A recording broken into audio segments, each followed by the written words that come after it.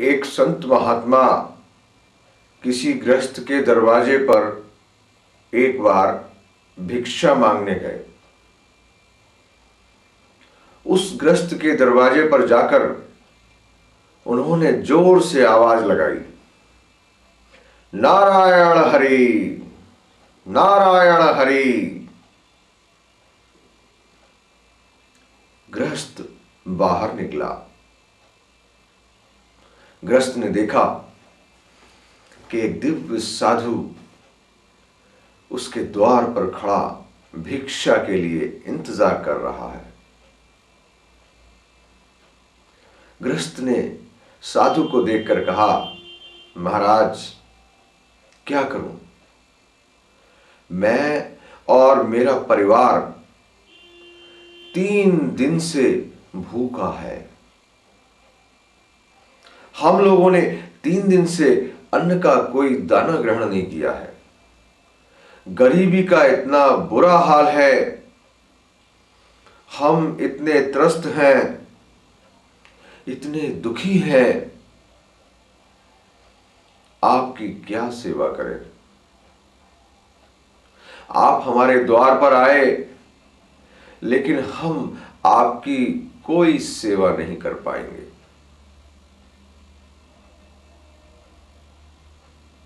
साधु ने कहा, कुछ तो होगा, घर में कुछ भी नहीं है मुझे देने के लिए।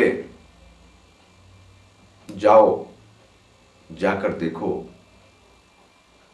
शायद मेरे देने के लिए तुम्हारे पास कोई चीज, कोई वस्तु निकल आए।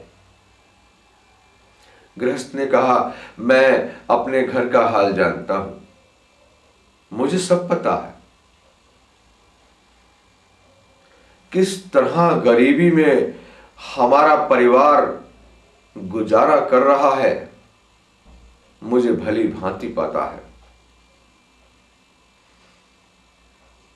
साधु बोले, तेरे पास कुछ भी नहीं है? ले, हाँ महाराज। अच्छा, सामने सिलबट्टा पड़ा था। बोले, ये जो पत्थर है इसके बारे में तू जानता है? बोले, हाँ महाराज, ये सिल का बटना है, इससे मेरी पत्नी कभी कभी चटनी आदि पीसनी हो तो सिल बटने का काम करती है। ये उसका पत्थर है, ये बटना है। बोले, इसे इधर लाओ। तुमने पारस पत्थर का नाम सुना है? बोले, हाँ हाँ महाराज, पारस पत्थर तो बहुत कीमती पत्थर होता है, और पारस पत्थर तो ऐसा होता है कि अगर उससे लोहा छुआ दिया जाए तो सोना बन जाता है। बोले, हाँ ठीक सुना है, यही पारस पत्थर है ये। बोले, महाराज क्यों मेरी मजाक उड़ाते हैं? मैं गरीब, खाने के लाले, और मेरे घर पारस पत्थर।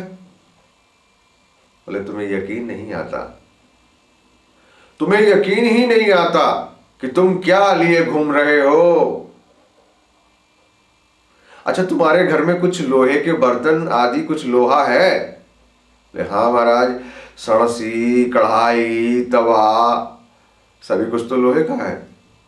बोले, लेकर आओ। वो गृहस्थ घर के अंदर गया और लोहे की कुछ चीजें लेता आया। उस साधु ने पारस पत्थर जिसको वो बता रहे थे, वो जो बटना था, सिलबट्टा था, मट्टा, उससे उन्होंने लोहे की कढ़ाई को छू दिया। अरे ये क्या? देखते ही देखते वो कढ़ाई सोने की हो गई। उन्होंने लोहे के तवे को उस बटने से छुआ दिया, लो वो भी सोने की हो गई। चिमटा और अन्य जितने भी सणसी जो सामान लोहे का वो था उसके घर में, वो सब एक एक करके उसी के बटने से वो साधु छुआते गए और सारी चीजें सोने की होती चली गई। बोले, देख तू अपने को अभी तक गरीब बता रहा था, तेरे पास तो पारस पत्थर है, बस तुझे इसका ज्ञान न था। इस पारस पत्थर के बारे में पता न था कि ये इतना कीमती पत्थर है, ये इतना महत्वपूर्ण पत्थर है, ये पारस पत्थर है। इस पारस पत्थर से तू सोना ही सोना बना सकता है, ऐसा तुझको ज्ञान न था। पारस पत्थर तेरे पास था, और जा, आज से तू अपने को किसी को गरीब न बताना। अरे तू तो बहुत मालदार है। वो ग्रस्त साधु के चरणों में गिर पड़ा। साधु को प्रणाम किया और आनंद से दिन बिताने लगा। गरीबी, दरिद्रता सब दूर हो गई। अब वो गरीब न रहा। साधु ने उस पत्थर का ज्ञान करा दिया। हमारी भी ऐसी ही दशा है। हम लोग पारस पत्थर से भी कीमती ये ईश्वर का अंश, ये आत्मा साथ में लेकर हर वक्त जी रहे हैं।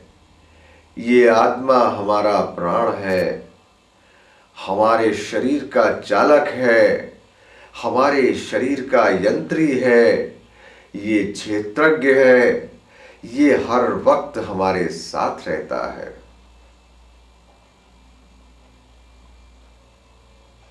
ये ईश्वर का अंश है। ईश्वर अंश जीव अविनाशी, ईश्वर अंश जीव अविनाशी। ये जो जीव है, ये आत्मा, ये अविनाशी है और ये ईश्वर का अंश है। और चेतन अमल सहज सुख राशि, चैतन्य है, इसके होने से ही तुम प्राणमय हो। यदि ये न हो तो शरीर को लोग फेंक देंगे, जला देंगे, गाड़ देंगे, बहा देंगे। हमारे ही प्रियजन, हमारे ही अपने इस एक के न रहने पर इस शरीर को प्रवाहित कर देंगे, जला आएंगे कहीं, गाड़ देंगे, कुछ हो जाएगा। यही तो केवल संबंधों को बनाने वाला है। ये हमारा प्राण है, ये हमारी आत्मा है, ये ईश्वर का ही अंश है। ईश्वर अंश, तुलसीदास जी रामायण में लिखते हैं कि ईश्वर का अंश ये आत्मा है और इसका कोई नाश नहीं होता। ये अविनाशी है। न हन्यते हन्यमाने शरीर, शरीर का तो नाश होता है, शरीर एक कपड़ा है, शरीर का नाश होता है, लेकिन आत्मा अजय है, अमर है, अविनाशी है और चैतन्य है, चेतन, अमल, मल रहित है। ये आत्मा हमारे दोषों को तो दूर करता है। हमारे अंदर जो मल विकार उत्पन्न हो जाते हैं, हमारे अंदर जितने भी प्रकार के तरंगे उठती हैं, विकार अंदर चले जाते हैं, शरीर में कोई और खाने पीने का माल इकट्ठा हो जाता है, तो कौन उठाता है? पेशाब लगती है, कौन उठाता है? मल का वेग होता है तो कौन कहता है चलो इसका त्याग करो? इस आत्मा के होने से शरीर में जो विकार होते हैं, जो मल होते हैं, वो भी दूर होते हैं। क्यों? क्योंकि ये स्वयं अमल है, चेतन अमल, सहज सुख राशि, और सहजता से जीने का तरीका देता है, सहज बनाता है। हमने तो कृत्रिम आवरण ओढ़ रखे हैं, लेकिन ये आत्मा हमें सहजता प्रदान करती है और सुख राशि, सुख का भंडार है। सुख ही सुख प्रदान करता है। ईश्वर को कहा जाता है सच्चिदानंद। सच्चिदानंद घनश्यामा, जय जय जय श्री रामा। सत्य, सत्य क्या है? कि हर समय मौजूद है, सत्य है। चिद, चैतन्य और आनंद स्वरूप, आनंद। ये आत्मिक शक्ति यदि न हो तो कुछ भी नहीं है। ये आनंद का सागर है। हम इसके होते हुए परेशान, दीनहीन, मलिन, मारे मारे घूम रहे हैं। कितने कष्टों का जीवन बिता रहे हैं। सुबह से लेकर शाम तक, रात होने तक, शयन तक, और फिर प्रातः काल उठते ही इतनी दुख और परेशानियों का एक आवरण हमारे चारों ओर व्याप्त है कि इस आत्मिक शक्ति के होते हुए हम दुखी, परेशान रहते हैं। हमें इसका ज्ञान नहीं है।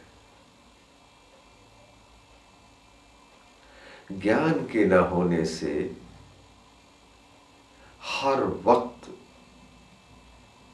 चिंता, भय, दुख, चिंता, भय और दुख किसी न किसी रूप में, किसी न किसी तरीके से हमारे अंदर घर किए रहते हैं।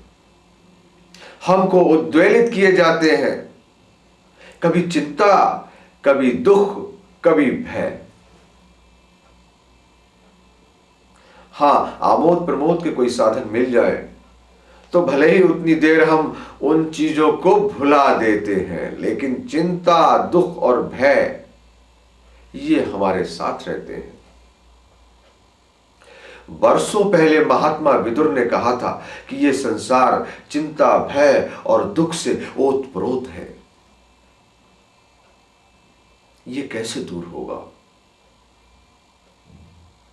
हमारे पास रुपया है, हमारे पास पारस पत्थर है, हमारे पास कोई भी वस्तु है, हमें उसका ज्ञान न हो, हमारी जेब में पैसा है, हमें उसका ज्ञान न हो, हम सफर में जा रहे हैं,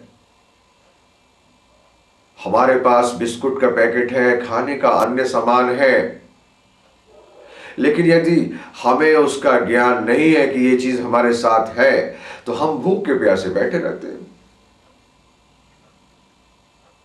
आपने देखा होगा कि यदि आपके बैग में कोई पैकेट वगैरह खाने का रखा है, आप सफर में जा रहे हैं, रास्ते में कोई चीज खाने की नहीं मिली, आप भूखे बैठे रहेंगे। आपको ज्ञान नहीं है, और ज्ञान के न होने से, पास की वस्तु का ज्ञान न होने से, वस्तु धरी की धरी रह जाती है।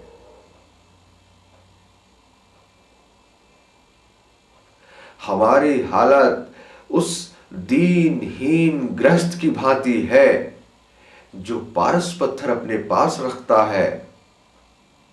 हां, कोई साधु हमको मिल जाए, कोई ज्ञानी हमको मिल जाए, कोई तत्ववेत्ता हमको मिल जाए, कोई गुरु हमको मिल जाए,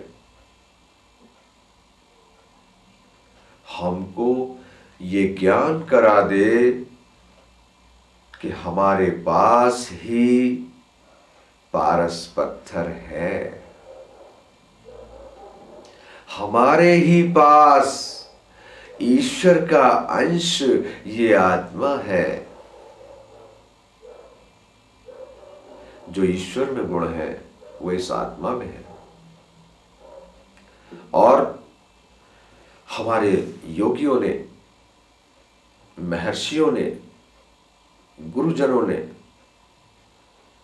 स्वयं इस आत्मा को इतना जागृत करके प्रस्तुत कर दिया है, समाज के सामने दिखा दिया है। कोई आश्चर्य की बात नहीं है, कोई कल्पना की बात नहीं है,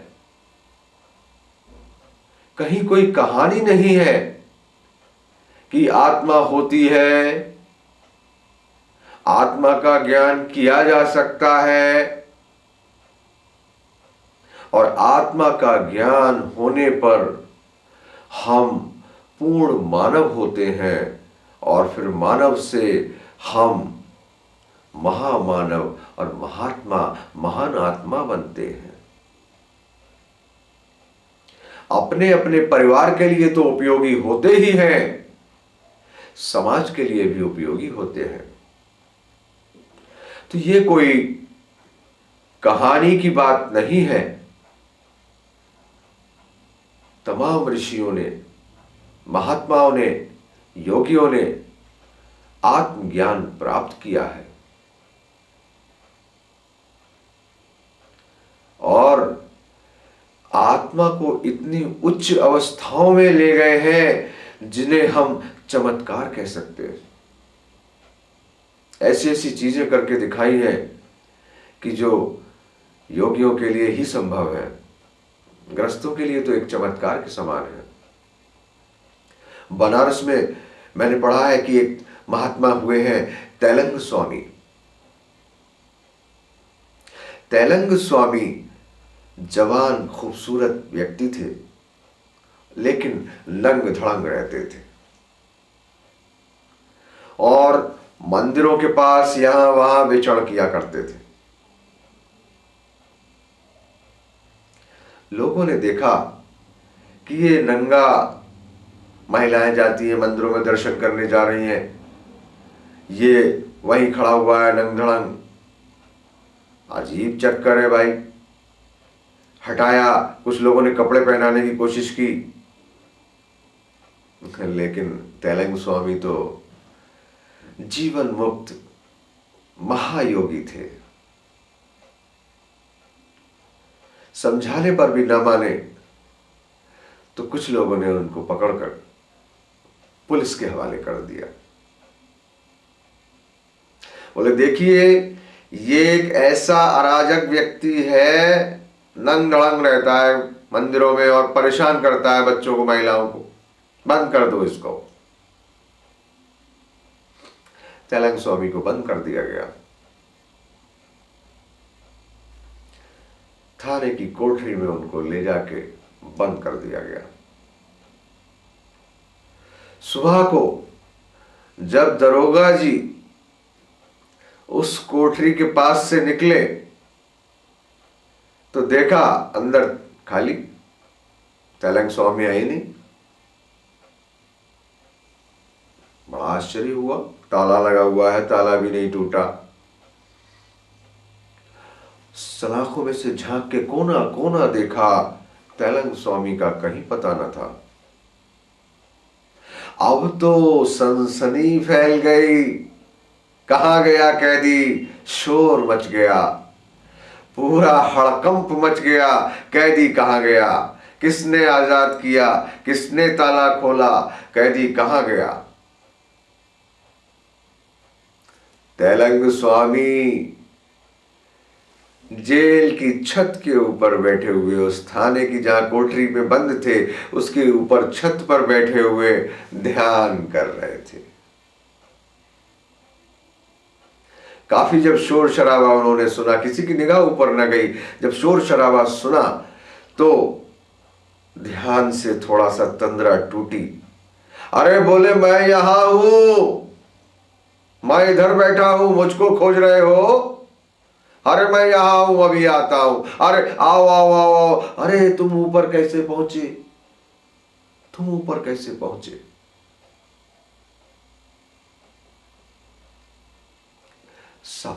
सारे लोग आश्चर्यचकित हो गए।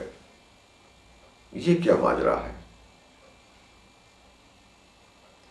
बगैर ताला खोले, कहीं कोई छेद नहीं, ऐसा इतना बड़ा कोई मुकला हो कि उसमें से तुम सशरीर निकल जाओ। सलाखों के बीच का गैप थोड़ा थोड़ा, और इसके बीच में से कोई शरीर निकल जाए, इतना बड़ा शरीर निकल जाए। और तेलंग स्वामी तो युवा हट्टे कट्टे शरीर के मालिक थे। उनसे पूछा गया, महाराज आप ऊपर कैसे पहुंचे? हमें सब जगह एक समान है, चाहे तुम्हारा ये जेल हो चाहे खुला आसमान। इस आत्मा को कोई कैद नहीं कर सकता। लोगों की समझ में उनकी बातें नहीं आई। उन्होंने कहा ठीक है, अब चलो, आ गए तो चलो अंदर, चलो चलो चलो। फिर से उनको ताले में बंद कर दिया गया।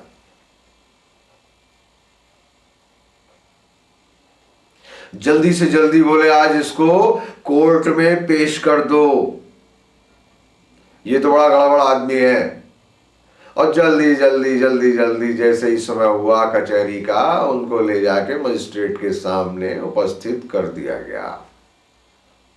महाराज, ये सन्यासी नंग धड़ंग घूमता है।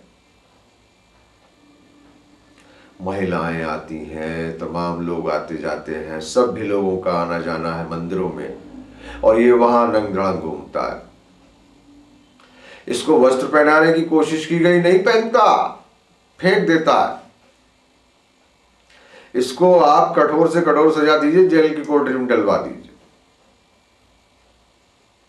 मजिस्ट्रेट के सामने उनको प्रस्तुत किया गया। मजिस्ट्रेट ने जब काफी सुना, उसको भी पता था कि योगी लोग तो बड़े विचित्र होते हैं, तो उन्होंने सारा उनकी बात पूछी। देखा ये तो नागा बाबा नग्न साधु है, बोले इसको छोड़ दो। बोले महाराज, आज शाम का भोजन आप मेरे साथ करें। मजिस्ट्रेट ने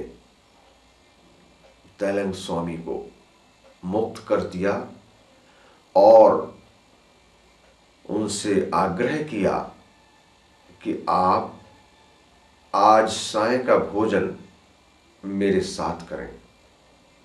उसको उत्सुकता थी कि कुछ मैं इस योगी के विषय में जानूं। उन्होंने कहा महाराज आज शाम का भोजन मेरे साथ कीजिए। तैलंग स्वामी बड़े विचित्र थे। उन्होंने अपना पीछे हाथ ले जाके और उसमें विष्टा कर ली। बोले हाँ हम तुम्हारा भोजन स्वीकार कर लेंगे, तुम पहले ये हमारा भोजन स्वीकार कर लो, ये खा लो, हम शाम को तुम्हारा भोजन खाने आ जाएंगे। अब तो देखते ही बनता था कि ये क्या कर रहा है, ये तो बिल्कुल पागल का पागल है। उसने वही विष्टा चारों ओर ऐसे फेंकी, लोग दूर से भागे, अरे पीछे हट गए, और चारों ओर जब गंदगी किसी को फैली तो वहां खुशबू ही खुशबू, खुशबू ही खुशबू व्याप्त हो गई। उस पूरे कक्ष में खुशबू ही खुशबू फैल गई। तो योगियों का क्या कहना, हमारे मनीषी किस हद तक गए हैं, योगी कहां तक पहुंचे हैं, कोई अंत नहीं है। भारत में ऐसे ऐसे महान योगी हुए हैं, किस किस का नाम लो। अनंत लोगों ने आत्मा का तो अनुसंधान किया ही, इसको इतनी उच्च अवस्थाओं में ले गए हैं। सशरीर एक स्थान से दूसरे स्थान भ्रमण करना, आकाश मार्ग से विचरण करना, दूर श्रवण, दूर की चीजों को सुन लेना, दूरदर्शन। हाँ, आजकल दूरदर्शन तो तुम देखते हो यंत्र के समान। हमारे मनीषी ऋषि मुनि आंख मीच के और दूर बैठे हुए देख लेते थे। एक महात्मा हुए हैं विशुद्धानंद। महात्मा विशुद्धानंद जब समाधिस्थ होते थे तो मान लो 1 घंटे की समाधि लगानी है, और उस 1 घंटे की समाधि में जाने से पहले वो अपने दूरदृष्टि से ये देख लेते थे कि मेरे किसी शिष्य पे कोई विपत्ति तो नहीं आनी है। यदि किसी शिष्य पे कोई विपत्ति आ रही है कि जीवन मरण का उसके ऊपर कोई कष्ट आना है, तो वो उसकी व्यवस्था पहले कर देते थे और तब समाधिस्थ हो जाते थे। एक बार उनका शिष्य, विशुद्धानंद जी का एक शिष्य सो रहा था। गांव में उसकी बहुत लोगों से दुश्मनी थी, तो वो अपने पास एक गणासा रख के सोता था। इत्तेफाकन वो गणासा रख के जहां सो रहा था, तो वो गणासा ऐसे खड़ा हुआ सा था जहां रखा हुआ था नीचे खाट के, और वो करवट लेके उस गणासे पे गिरता। विशुद्धानंद ने अपने योग माया से उसको देख लिया और वहीं से ऐसी व्यवस्था कर दी कि जैसे ही वो पलटा तो गणासे पे गिरने से पहले ही जैसे किसी ने उसको धक्का दे दिया हो और वो दूर जाके गिर गया। वहां उसने कमरे में देखा कि यहां तो कोई नहीं है और किसने मुझे धक्का दिया। उनकी एक पहचान थी कि वो गंधी बाबा के नाम से मशहूर थे। उनके शरीर से गंध ही गंध, सुगंध ही सुगंध निकलती थी, विशुद्धानंद परमहंस। तो उसको वहां गंध ही गंध महसूस हुई। वो समझ गया कि बाबा आए थे। फिर देखा उसने कि ये गणासा रखा है, अरे मैं इधर पलट रहा था तो ये तो मुझे ही काट देता। तो हमारे योगियों ने बहुत कुछ किया है। चलो, हम योगी नहीं बनना चाहते, हम तो गृहस्थ हैं। बहुत लोगों को यह भी डर होता है कि हमें अभी आत्मज्ञान नहीं करना है, हम अभी आत्मज्ञान के पचड़े में नहीं पड़ना चाहते। यदि हम अभी इस धार्मिकता में लग जाएंगे तो फिर हमारे अंदर ईमानदारी, सचरित्रता, सब कुछ गुण बढ़ने लगेंगे और हम कोई काम के ना रहेंगे। और देखिए साहब, ये संसार तो बगैर झूठ के चलता ही नहीं, बगैर क्रोध के तो कोई काम ही नहीं हम करा सकते, और तमाम तरह के छल फरेब करना पड़ता है। तो हम ईश्वर को मानते तो हैं, हम आत्मज्ञान करना तो चाहते हैं, लेकिन अभी नहीं, क्योंकि अभी अगर हमने आत्मज्ञान की ओर कदम रखा तो हम गए काम से, हम बेकार हो जाएंगे। लो, राजा जनक क्या बेकार हो गए? सब कुछ त्याग के चले गए। अरे पूरा राजपाट चलाया, पूर्ण मनोयोग से चलाया और पूर्ण ज्ञानी होकर चलाया। विदेह कहलाते थे, देह होते हुए भी जैसे मानो देह में न हो। राजा जनक जैसे अनेकों महात्मा साधु बहुत लोग हुए हैं जिन्होंने मठों का संचालन किया, आत्मानुसंधान करने के बाद उन्होंने गृहस्थ का भी पालन किया। स्वामी विशुद्धानंद ने तो सब कुछ करने के बाद विवाह किया, जबकि वो सन्यासी शुरू में थे। तो आत्मज्ञान होने के बाद हम में और सामर्थ्य बढ़ जाती है, कुशलता आ जाती है, ज्ञान की पराकाष्ठा होने लगती है, संबंधों में मधुरता होने लगती है, ऊंच नीच का ज्ञान होने लगता है, आवेगों संवेगों से संचालन कम हो जाता है और हम में अतीन्द्रिय क्षमताएं बढ़ जाती हैं।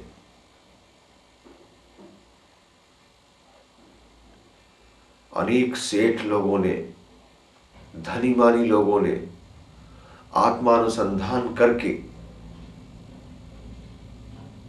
अपना जीवन तो सुचारू रूप से जिया ही, औरों के लिए भी वो प्रेरणा स्रोत बने और आत्मज्ञान के बिना हमारी स्थिति बिल्कुल वैसे ही मृग के समान रहेगी कि कस्तूरी कुंडल बसे और मृग ढूंढे वन माही। हम सुख और शांति जगह जगह खोजते फिरेंगे, आनंद अनेक वस्तुओं में खोजते फिरेंगे, कभी आमोद प्रमोद में, कभी शराब में, कभी अन्य किसी कार्य में, किसी अन्य कार्य में खोजते फिरेंगे। आनंद सतत हमारे अंदर है, उसका स्रोत खुल जाए, ज्ञान हो जाए। ईश्वरः सर्वभूतानां हृदय देशे अर्जुन तिष्ठति। सब प्राणियों में जो ईश्वर है, जो हृदय देश में रहता है, उसका हमको ज्ञान होना परम आवश्यक है।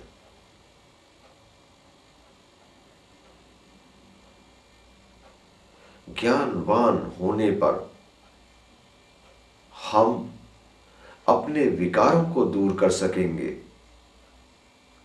मल रहित हो सकेंगे, सुखी हो सकेंगे।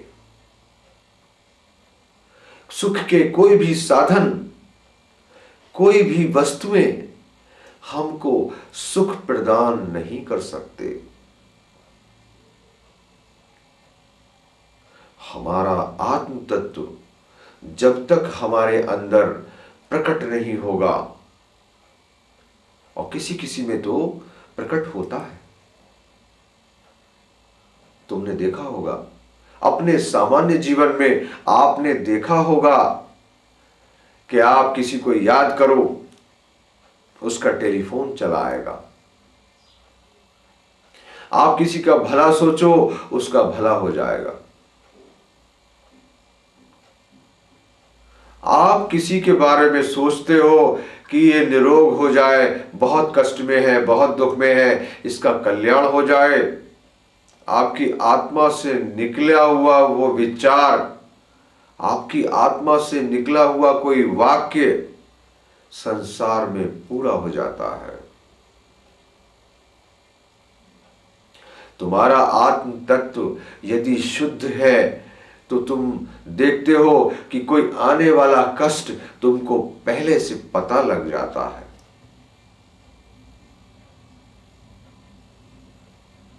कुछ भी घटना यदि घटित होने जा रही है, तुम्हारी आत्मा में पहले से ज्ञान होने लगता है। ये सब कुछ उस आत्म तत्व के ही कारण है। हम सब स्वयं ईश्वर के ही अंश हैं, केवल विस्मृति हो गई है। ज्ञान विस्मृत हो गया है। हम किसके बेटे हैं, हम कौन हैं, ये हमें अब भूल गया है।